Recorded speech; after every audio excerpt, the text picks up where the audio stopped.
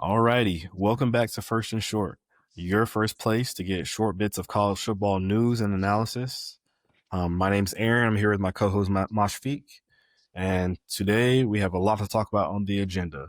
But before we get to the agenda, I definitely want you guys to subscribe to our different platforms if you're not already. So we're on Apple Podcasts, Spotify, and of YouTube, of course. So please, please, please like, subscribe, and follow.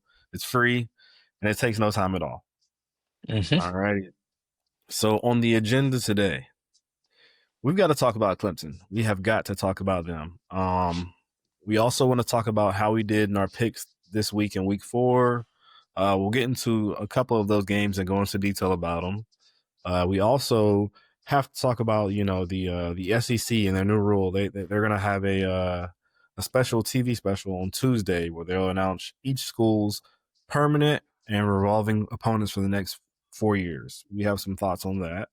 Um, and lastly, we'll take a look at who had the Saturday this weekend. It's a segment that we do every Saturday after review to see which team ultimately, had the most heartbreaking or worst Saturday statistically. Who are the sad boys of the week? Absolutely.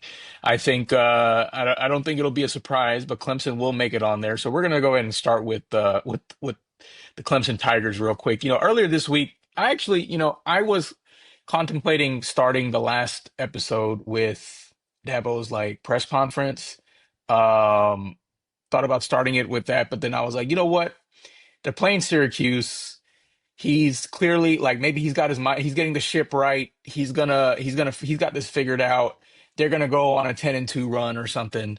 Um, Shame on me for assuming that, right? So so Dabo has this long monologue during the press conference. He goes something along the lines of, if Clemson is tired of winning, you can go ahead and send me to the beach. Something like that. But ultimately he's just gonna go get hired and start winning somewhere else. That's what he claims. He also mentioned he's only 55, and that's how old Nick Saban was when he started at Alabama, which, is that a foreshadow to something? We'll get to that. We'll get to that in a bit. So yesterday's 34-31 loss against Syracuse. I think that was just icing on the cake. The cake, which is at the end of the day an identity crisis. Like Clemson this year, what are they good at? What did they build? Like, what did they spend? What did they learn from last season? And what did they build this team around? That's a big question mark for me. On offense, their leading rusher is Adam Randall. Aaron, we saw Adam Randall last week at Georgia Tech, and we were like, wow, that guy, like, he's built in not a prototypical running back fashion. Okay, Exactly. so he was actually a wide receiver. I didn't know that. So their leading rusher is a wide receiver. That's what he was brought into Clemson to do. They only have one wide receiver, like a true wide receiver with touchdown catches so far this season, and that's Bryant Wesco Jr. Um, Yesterday against Syracuse, they went 4 for 18 on third and fourth down in total at home against Syracuse. They were penalized. They were penalized more than Syracuse again at home. Most of these penalties were against the defense, but I think all of this is just exemplifying a team that is not a team, not a football team. It's just a collection of humans playing football, which to me is ironic considering, Dabo's stance on the portal. He wants to build a team and not just bring in, mercenaries and stuff. So, on defense, which has been a huge strength of Clemson during their heyday, they're ranked somewhere in the 30s to 50s in opponents, points per game or yards per game. Um, During Clemson's, championship years, their defenses, which at the time were led by, Brent Venables, they were physical, disciplined, relentless. Tom Allen, the current, defensive coordinator, he was brought in to recapture that best in standard mentality. Best is the standard mentality, but this team is just not it. They're really far from it. They're weak, they're disorderly, they seem aimless, kind of. Um, Before the season started, everything pointed to this Clemson team making a lot of adjustments, getting the ship back right, and getting back to the national championship, at least arena, to try and attempt. to win it. They were in that conversation, but clearly that ship has sunk. And you start to wonder if Dabo's attention is more so focused on getting him out of, little old Clemson, and onto a lifeboat that leads him to a more Crimson Tide. Hmm. Do you enjoy all the beach and water jokes there? I was put a lot of puns in that one. Yeah, no, Um, that's a really hot take right there.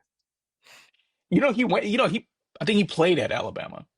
Okay. And so yeah, and so the general online consensus is like, well, one, he should have been. He was a little bit. He is one of the few, like, what, four coaches that has so much equity in their program that one or two bad years isn't gonna, phase the fan base or the boosters and stuff. Mm, So I think this happened maybe a couple years too late. Like, I think if this was happening 2 years ago, Nick Saban would have called him for that job. That's my thought. But in any case, props to Fran Brown and this up and coming, Syracuse program. They won the game, and now Tennessee's win against them is looking even better now.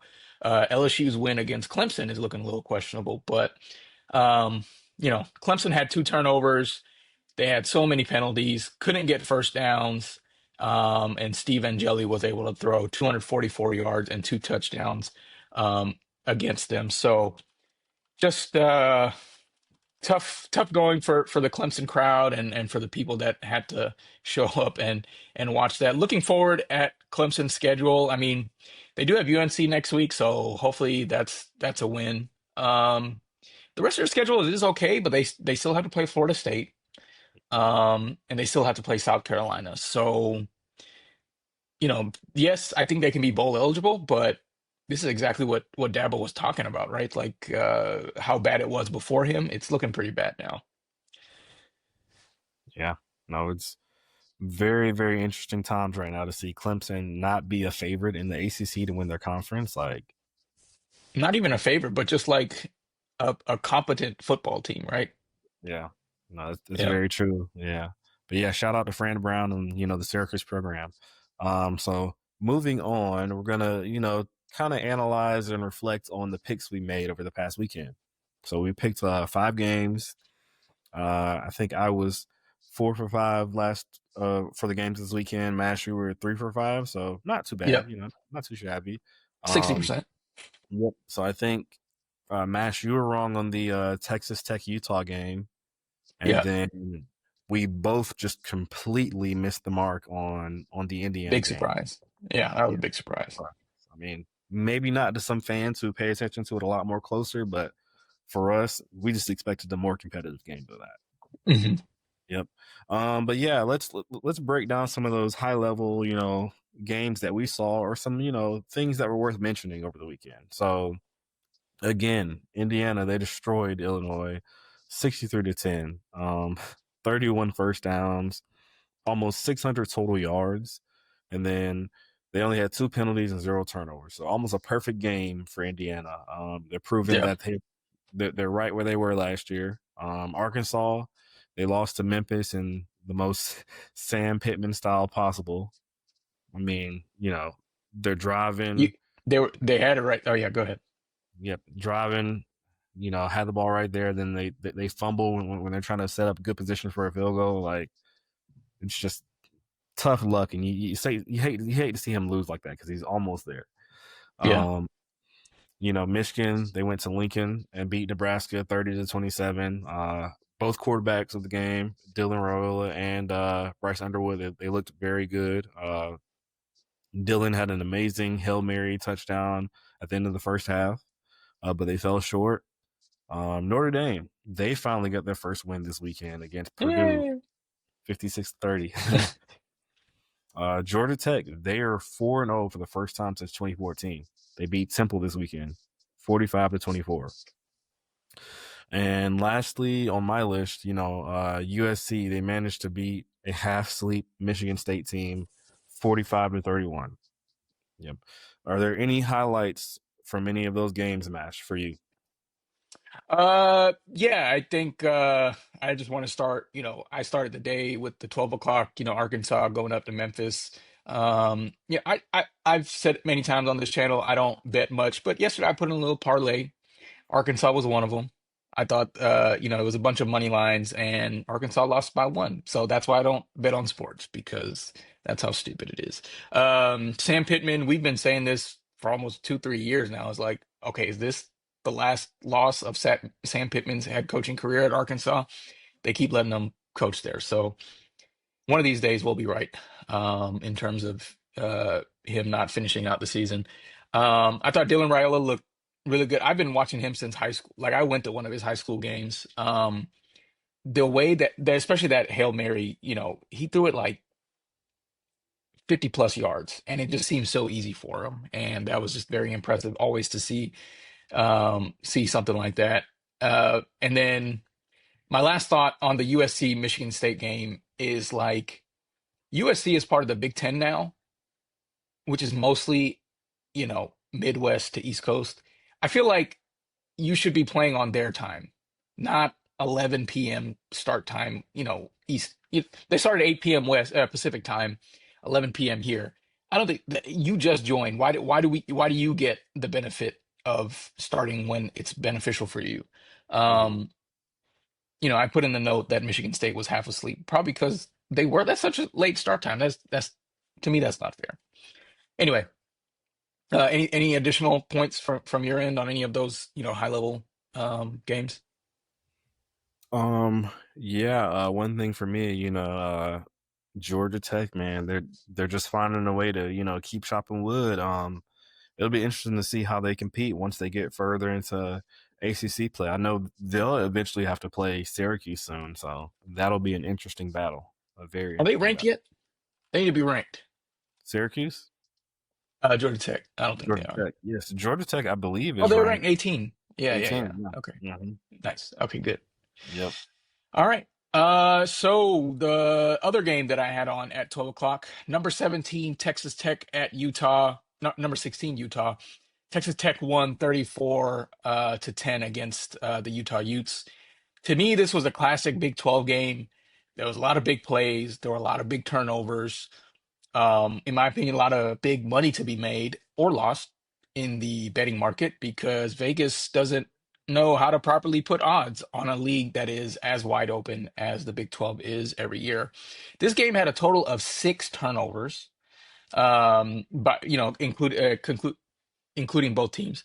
Both of these quarterbacks, Devin Dampier on Utah side and Baron Morton on Texas Tech side, they were both dealing with injuries. So that could be part of the reason for like their interceptions. Throwing not being able to throw the ball exactly how you want it. The most impressive thing about Texas Tech's win to me, threefold. One, the defense was able to play really well against a physical team like Utah. Their defense, led by their linebacker Jacob Rodriguez. Rodriguez had 11 tackles, 5 of them were solo, and they held a Utah offense that was averaging 500 total yards a game and 45 points per game to just 263 total yards and 10 points. Typically, you hear, high flying offense, they must suck on defense, but they were able to do what they needed to do in order to hold a home team to only 10 points. Um, and then again with a high flying offense, a lot of that hinges on the quarterback. Maybe he's a scrambler or maybe he just has a really good connection with his receivers. Baron Morton went out with an injury in the third quarter and he wasn't doing particularly well before that. Will Hammond comes in and he had way better stats than him and scored more points than the starter did. So the offense got even better with the second guy, which I thought was very impressive. And the last impressive point here, Texas Tech had 14 penalties for 122 yards. 7 of them were false starts. The student section or just the supporting section was so loud, the offensive line couldn't hear the claps. I wanted to ask you, Aaron, like what other options do you have when clapping to get the play started isn't working in a visitor stadium? Yeah, yes. I mean, that's a really really tough one. Um, I know one thing that's not necessarily an option, but what teams do on other, I guess, special teams. The long snapper, he's looking back and he's waiting for the hand signal of some sort. But you don't really want to do that on the offensive line just because somebody can. immediately make contact with you while they're over the center. So maybe one thing that they can convert to instead of doing the clap is a hard snap, right? Saying hut one, hut two, and going on two or going on one. It's just a matter of still being able to hear that. That's the biggest issue at hand, Yeah, right? Yeah. Yep. So I gotcha. mean, it's a tough one. They got past it somehow. Mm-hmm. To go back to all the turnovers, though, there was a large portion of this game that I didn't know if I was going to be able to make it to the end, like watching it. The interceptions were honestly the only thing that was keeping it interesting. I want to go over the plays from the end of the first quarter. Okay, so this is starting with 11 seconds left in the first quarter. Okay, Texas Tech interception, Utah fumble. All right, now we're into the second quarter. Punt, interception, punt, interception, field goal, field goal. That was brutal. Now we're into Mm-hmm. the third quarter. Texas Tech, punt, punt, punt, punt, punt, punt. All right, now we're in the fourth quarter, and then it becomes a good game after that. But it was tough sledding for a little bit during that one. For Utah, though, moving forward, out of their six next Big 12 opponents, three of them are at the bottom of the league, the bottom of the Big 12. So that's good for them. And the other three that they face, Arizona State, BYU, and Kansas at the end of the year, I feel like they can get probably two out of three of those. So I think they should be near the top of the Big 12 league. Again, it's such a wide open league, so who knows? I think a lot of that depends on how Dampier, heals. I heard on the broadcast some ankle issues. Hopefully he gets better. He's been good for them after transferring from New Mexico this year. Um, Moving on to Texas Tech. I mean, I called it dark horse. I went ahead and put money down for them to win the Big 12. I put a Mm-hmm. little $5 on there. So, All some right. lunch money near the end of the year. But hopefully, Baron Morton can get better. Looks like the new quarterback that came in, Will, he's a good replacement for now. Those are all the thoughts I had on this game. Did you have any additional thoughts? No, yeah, like you said, it's crazy how when the backup quarterback came in to, relieve Barron, it just took off. The offense was clicking. So, it's great to see that they have somebody ready to be the next man up and step in, but hopefully he's back and ready to go. He's had a great season so far. So, Yeah. yeah. Yeah, that's all the thoughts I had on that game. Let's move on to the 3:30 game we were tracking last week, right? So we had number 22 Auburn and number 11 Oklahoma and Norman, right? Um, Oklahoma ended up, winning 24-17. Um, this game felt like an SEC classic, right? It was very defensive. The runners were getting stuffed at, for the most part at the line of scrimmage, and both teams averaged under 2 yards per carry. So first things first, I want to tip my cap to both teams just because they Yeah. are making a complete 180 from where they were last year, right? Yeah. They both were undefeated and ranked coming into this game. Um, but what didn't feel like an SEC game was how many times Auburn let their quarterback get sacked, right? Um, Oklahoma set up a new program record, like 10 sacks in one game, which is crazy. Hmm. Some of the blame can be put on the offensive line at Auburn, but just last year, you know, Jackson Arnold, he set some type of school record for the most times sacked at OU. So Hmm. is it, him being too much of an elusive quarterback and trying to move around the pocket, or is it really his offensive line? That's something we got to think Or, about here. I mean, I would say it's him just not getting rid of the ball sometimes. Yeah, yeah, yeah. And so he was sacked, 34 times last year, including back to back 8 sack games. That's a crazy statistic, Yeah. like 8 games. I mean, eight being sacked 8 times twice back to back. Um, so yeah, again, like you said, you wonder how much of the blame can be brought back to the quarterback, right? Hmm. Um, I will say Cam Coleman, he was a bright spot on the offense for Auburn. I'm glad Arnold was able to find him a few times in the game. He belongs in the same conversations, in my opinion, as Jeremiah Smith and Ryan Williams. I feel like he's a little bit overlooked, because of the logo on his jersey a lot of times. But again, he's one of those guys who's electric, right? Yeah. Some of Um, those catches where the body control, mhm, he was able to kind of turn around. Yeah. It was very impressive. I think this whole wide receiver class will be so, yeah, I mean, they're all sophomores. Bryant Wesco Jr. is also part of this sophomore class. yeah. So So they all have 1 year left. And then imagine the draft in 27, like teams will be clawing to get these guys. sounds like a lot of first rounders at the wide receiver position. Yeah. Yeah. We talked about our Mason Thomas, right? Last episode. It turns out he was actually out for the first half of this game because of a targeting of a previous game in the second half of the last game. He came in, he immediately started by putting numbers up in the game in the second half. This game could have been a lot worse for Auburn's offense and Jackson Arnold if he was available the whole game. Um, while one quarterback was getting manhandled by the opposing defense, John Mateer, he showed immense poise.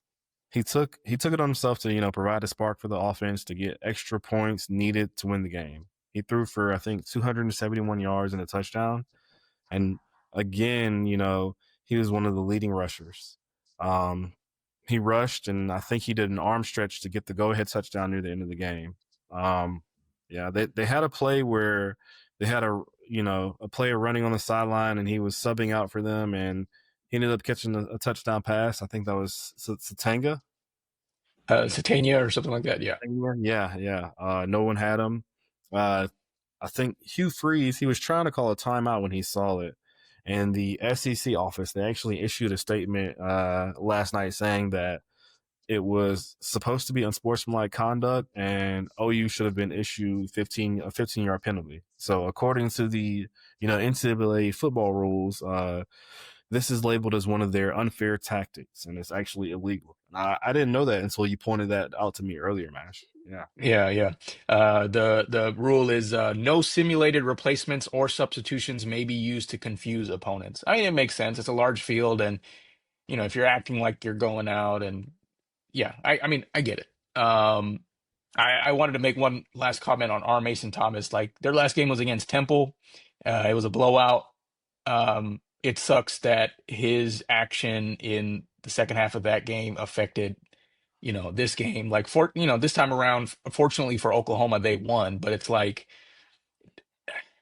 an action from a previous week could affect, this week during the game. Like, I didn't go back and see the targeting call. Was it even like a good targeting call? You never know. But I I understand, trying to protect the players and not doing the crown of the helmet types of tackles, but it's just unfortunate that the actions from that one game bleeds over to the next one. But Exactly. yeah, good win for Oklahoma. I think Auburn looks better than I thought I thought they would. Hmm. Especially considering all the oh, go easy on Jackson Arnold type thing in the offseason that we heard about. I thought he looked, he had decent stats. His stats were very close to John Mateer's. It's just all the sacks and penalties and stuff kind of caught up to them. Yeah. Nope. Agreed. And so, we're talking about, showdowns. We had the in-state rivalry at 7:30. We had Miami playing against Florida. Final score was 26-7, but it felt even more lopsided. But The before you herd. get started, Aaron, before you get Mhm. started, they weren't an underdog, but this was our bet of the week. We did So Miami minus 7.5, and they won by 19. So we're what, 4-1. We're I four was and about one. to say, what's our record? We're 4-1 now, Yeah, we're guys. 4-1. We're making All money I'm over saying here. is Imaginary money, but yeah. trust first and short. That's what I'm saying. Yeah. But yeah, so the Hurricanes, they covered the spread. They were pretty dominant. The score didn't show exactly how dominant they were. They held Florida's offense to a total of 141 yards. That's their lowest, offensive output performance since 1999. That's insane. Yeah. Um, they were even worse on third down conversions. They went a miserable like over 13. Simply put, the Gators couldn't move the ball, and Miami's defense lived up to their ranking and proved that they're the real deal. Um, on the offensive side of the ball, so while Miami's offense wasn't at its best or spectacular, their running game was the key. Um, the Florida defense was wore down. They were on the field for an exhausting 36 minutes and 30 seconds, so more than half of the game. Running backs Mark Fletcher Jr. and Shamar Brown, they combined for 196 yards and all three of Miami touchdowns, two of which came in the fourth quarter. So it was a physical, methodical beatdown that sealed the game for them in the fourth quarter. Um, you know, Florida had some glimmers of hope and shine, but ultimately they blew it, right? They had a chance in the third quarter after a long touchdown drive that made it 13-7. And their defense intercepted Miami quarterback Carson Beck, which gave them the ball midfield with all the momentum, but they couldn't capitalize, right? They Mm. kept stalling out, kept turning over the ball on downs, and never got close to the lead again. Uh, the sequence was a microscopic of Florida's season, pretty much. A few good plays followed by critical failures. Yeah, so it's just the theme over and over again. Ultimately, this game was hyped up to be a huge rivalry clash. They had game day in attendance there, but it ended up being a one sided affair. Um, with no rescheduled games in the foreseeable future. Oh, I didn't know that. Okay. Yeah, Miami gets bragging rights for a long time, and they show that they're on a different level than Florida right now. Not just in talent, but in execution and mental toughness. The Hurricanes, they're building something special, while the Gators are still trying to find their footing. Yeah. I Yeah. know we talked about the Carson Beck interception. I will say like it was raining a lot of that game. So I was just looking up the stats while you were talking. Uh, Miami, they rushed the ball 44 times. They only passed 30. Mm-hmm. So about, yeah, 50% more leaning on the rushing side. Similar situation for Florida. They were rushing the ball more. So I could see why, Carson Beck could be a little bit iffy on the passing. I know he threw the interception, which, for us Georgia fans, we're like, oh, oh, there he goes again.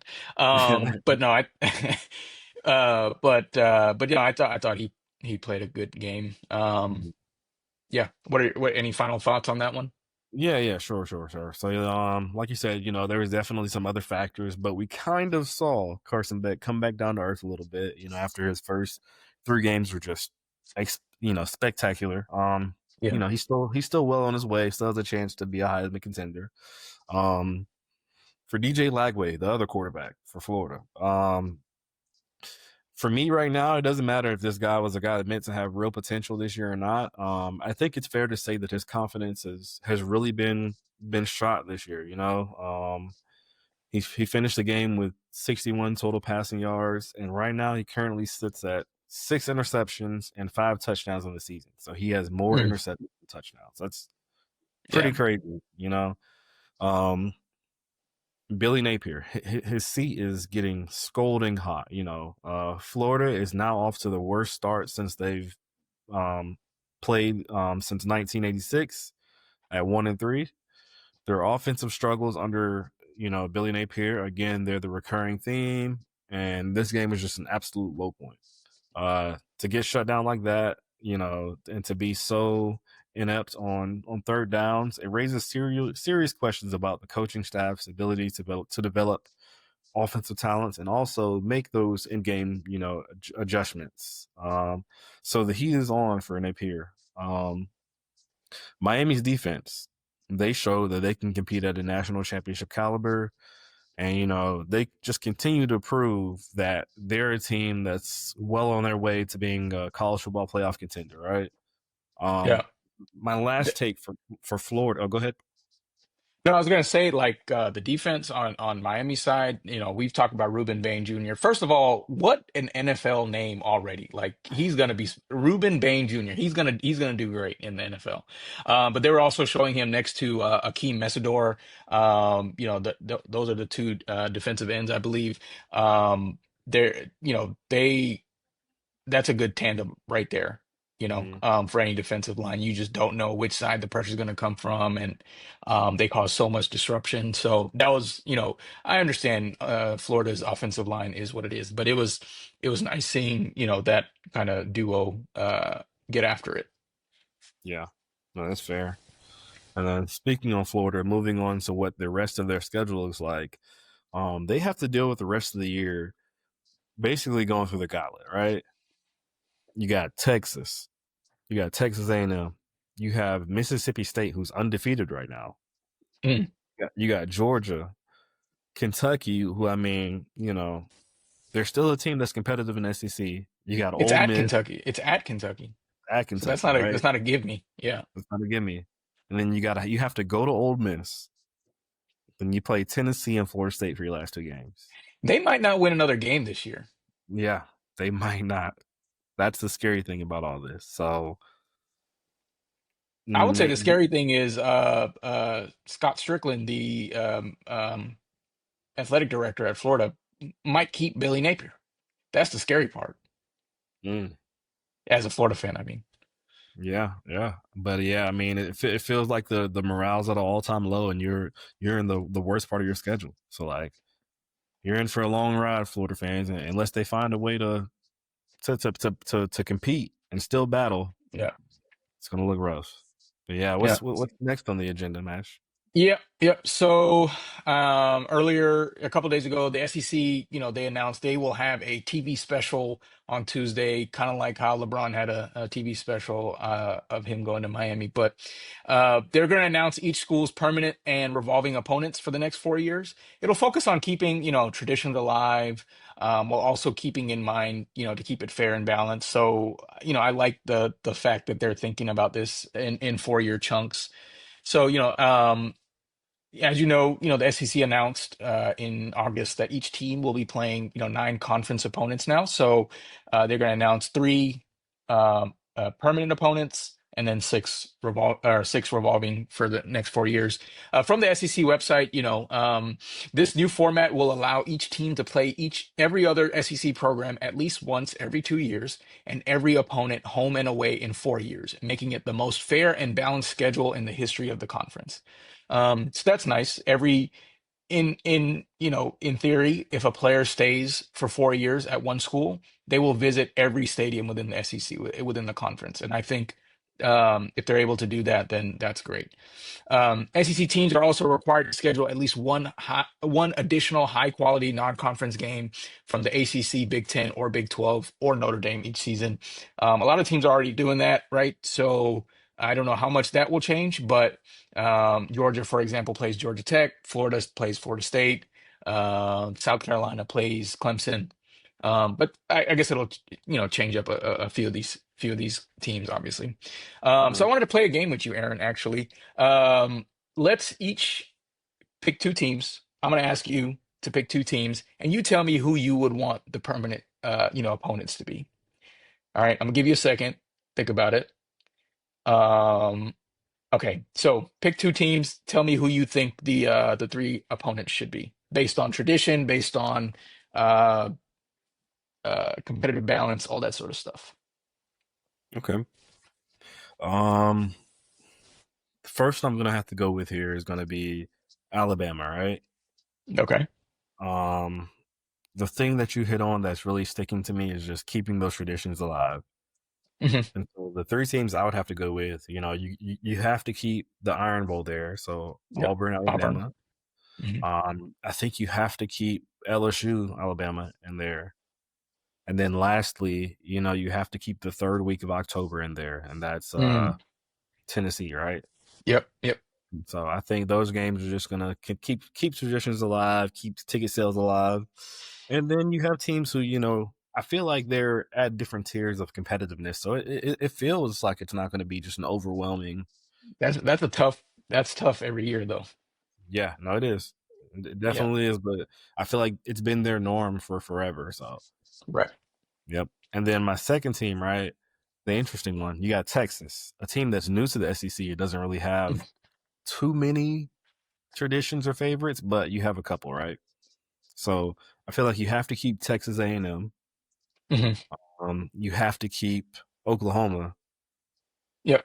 And I don't know why, but like I have an inkling that they're gonna keep Georgia as that third team. I don't know You think why. so?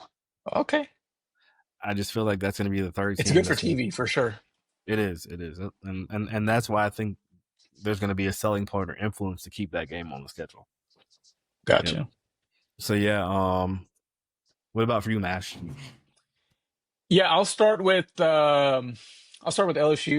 I think Alabama, you said LSU when you were talking about Alabama. I think that's the biggest game of their year there. Another one, Florida. It to me it's always like they're battling over who gets to be the state with the biggest swamps when they play Florida. So I think that one has to stay there. And just looking at the map, Arkansas is right above Louisiana. I think that's a like they have a trophy for that game. I think I'm not sure, but I think Arkansas would be a good balance um, to that schedule. Even though Florida has been not looking that great. But anyway, I would say for LSU, I would say Alabama, Florida, and Arkansas. My second team, I think I'll go with Tennessee. They're doing pretty hot right now, so they're pretty relevant. Yeah, third Saturday in October with all the cigars and everything. You got to keep Alabama for Tennessee. Um, the battle for bourbon, you got to go with Kentucky. Who's making the best whiskey, right? Mhm. Um, and you got to keep the in-state, Vandy. Um, Vandy is up and down, mostly on an upward trajectory right now, but I think that's pretty good. That's a decent schedule for Tennessee. Very doable. Yep. No, I definitely agree. Alrighty. All right, so we will move on to the last segment. We are this is a long episode. All right, we're going to talk about Saturday. So, which team had the Saturday on in Week 4? We got to start with Florida. How many times have they won so far? How many times have they won Saturday so far? We got Florida, number 1 seed. We got Clemson, number 2 seed. North Carolina, making their way into Saturday, 3 seed, and Illinois, probably the worst. I mean the biggest differential in loss. They'll have the fourth seed there. So as you know, we're gonna pair seed number 1 to seed number 4, seed number 2 with seed number 3. We're gonna see who had the worst stat, who had the Saturday. So Aaron, first seed, Florida. You know they're starting the season 1-3. This is their worst start since 1986. Is that worse than Illinois, who gave up 8 total offensive touchdowns in 60 in 63-point belt to ass whooping? So which stat is worse? That's a tough one right there. Because Illinois, they came in, they were supposed to have a competitive game, and they just give up that many points, and then Florida just poop in the bed, right? That's I'm 40 gonna have to, years. Worst start in 40 years. yeah, that's true. That's true. I'm gonna have to go with Florida there. They definitely Florida. had All this. right, cool. All right, number 2 and number 3, we have Clemson, 1-3. Their worst start under Dabo Sweeney. And then we got North Carolina. They lost by 25 when they were only a plus 3.5 underdog, right? So that's yeah, that was a big loss as well. So which stat would you say is worse? Dabo Sweeney, he started coaching, I forget when he started coaching, but that's close to, over a decade for sure. Yeah, So which stat do you think is worse there? sure. I'm gonna have to go with Clemson there. Yeah, just plain and simple, worst in program history under Dabo. It's not looking good. Considering the success he's been able to bring to Yeah, Clemson as well, right? definitely. All right, so we have a classic battle of Florida versus Clemson, number 1 versus number 2 seed here for Week 4 Saturday. Which team will be the sad boys of the week? We have Florida 0-13 on third down. So they didn't get any first down on that one. And then Clemson, they had more total yards, 500. They had over 500 yards. Syracuse only had 433, and they still lost the game at home. Which stat is the Saturday? Which team has the Saturday? Yeah. Both teams lost, but at least one team was able to move the ball, and that was Clemson, right? Going 0 for 13 on third down conversions, that's just terrible. So I'm gonna have to go Yeah. with Florida there. All right, Florida is the Saturday team of the week. I think are they back to back? Something like I think they won last week. Mm-hmm. That's unfortunate for them, but that's just how the season's going. Well, guys, that is it for our week four review. It's been a long episode, but there was a lot to cover. So appreciate you guys watching. We'll be back Thursday night with a preview of week five. There's a lot of good games. College game days going up to Oregon at Penn State. Georgia's going to be playing, Alabama's going to be playing at Georgia. So those are just a couple of the games we're going to highlight. And we appreciate you watching. Once again, like and subscribe. See you guys next week. Thank you.